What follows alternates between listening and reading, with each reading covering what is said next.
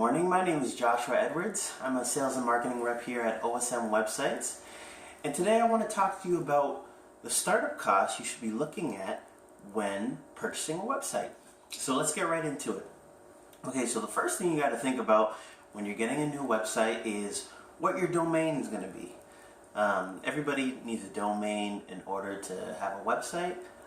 So think very carefully about what domain you choose. It could have a nice keyword attached to it that might help with your search rankings, etc. Some things to think about, but a domain is definitely one of the startup costs that you'd be looking at.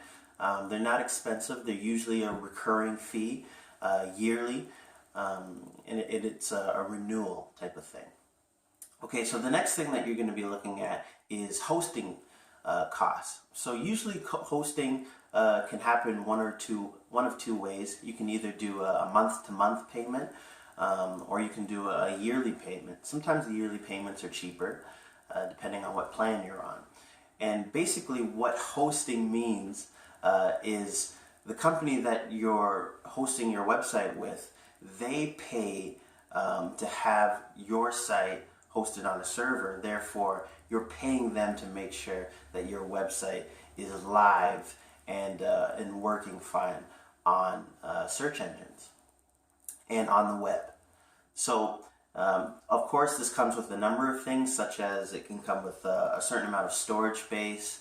It can come with email even, and a number of other things. But hosting is definitely another cost that you'll be looking at when purchasing a website.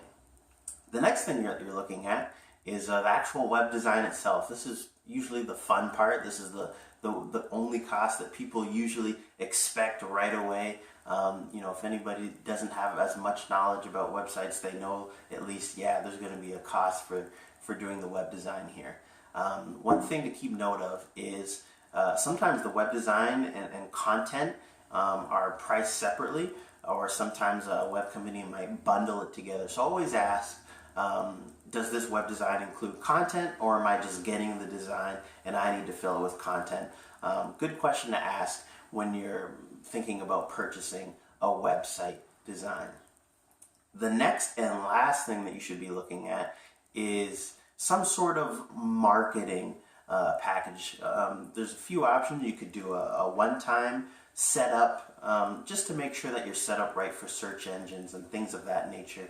There's no point in having a website if you're not going to be found on Google or other search engines like Bing. So ask about an intro package. If you're needing a little bit more maintenance than that, and you want some ongoing results for your website, then probably an ongoing month-to-month marketing package is something that's going to work better for you.